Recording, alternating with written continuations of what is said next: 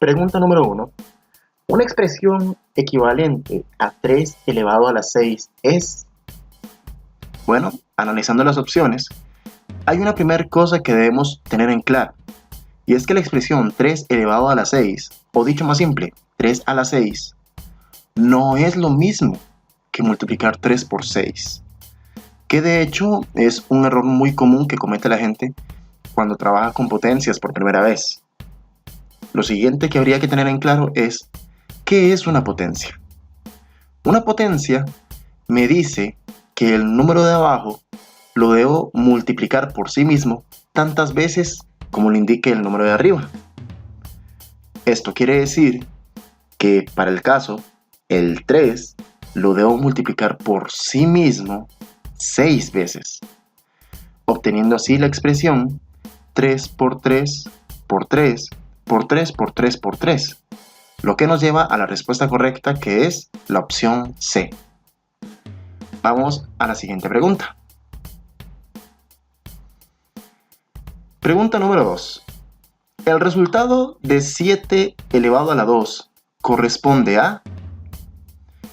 Para dicho ejercicio, tomando en cuenta la definición de potencia que se mencionó anteriormente, estamos hablando para este caso que el 7 lo hemos de multiplicar por sí mismo 2 veces, según indica el número de arriba.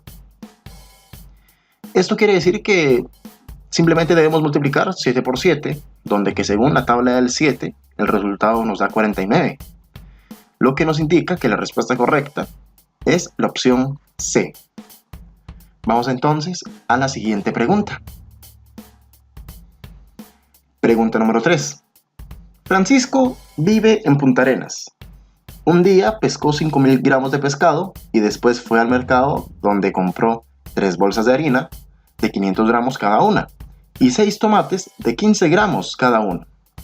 Del mercado se fue a la casa de su mamá y le regaló la mitad de los gramos de pescado, una bolsa de harina y la mitad de sus tomates. ¿Cuántos gramos de pescado, de harina y de tomates le quedan en total a Francisco? Para ello, hemos de hacernos unas cuantas preguntas genéricas que nos ayuden a resolver el ejercicio de forma ordenada. Como sugerencia, podría proponerles primero averiguar cuántos gramos de pescado, de harina y de tomates fue que consiguió Francisco.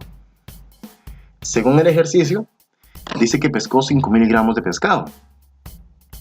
Después fue al mercado donde compró 3 bolsas de harina de 500 gramos cada una y 6 tomates de 15 gramos cada uno.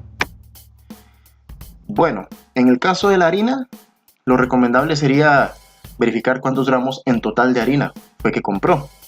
Para ello multiplicamos las 3 bolsas de harina por los 500 gramos cada una, lo que nos da un subtotal de 1.500 gramos de harina. Realizamos el mismo procedimiento con los tomates. Multiplicamos los 6 tomates que habían por los 15 gramos de masa que tiene cada uno, lo que nos da un subtotal de 90 gramos de tomates. Entonces, ¿a qué procedemos? A sumar los 5.000 gramos de pescado, los 1.500 gramos de harina y los 90 gramos de tomates, lo que nos da un total de 6.590 gramos de pescado, de harina y de tomate. Esto fue lo que consiguió Francisco. Posterior a ello sería bueno preguntarnos, ok, ¿y cuánto de ello fue que le había regalado a su madre? Para ello seguimos analizando el texto que dice, del mercado se fue a la casa de su mamá y le regaló la mitad de los gramos de pescado. Eso quiere decir que lo que le regaló fueron 2.500 gramos de pescado. Dice que le regaló solo una bolsa de harina, es decir, 500 gramos de harina, y la mitad de sus tomates. Quiere decir que ya no eran 90 gramos, sino 45 gramos de tomate. Entonces, ¿cuánto fue que le regaló Francisco a su mamá? Para ello sumamos los 2.500 gramos de pescado, los 500 gramos de harina y los 45 gramos de tomates, lo que nos da un total de 3.045 gramos de pescado, de harina y tomate que le regaló. Ok, dados estos dos resultados obtenidos, ahora sí podemos averiguar cuánto le quedó a Francisco. Para ello simplemente tomamos el total de lo que pescó y de lo que compró y le restamos el total de lo que regaló.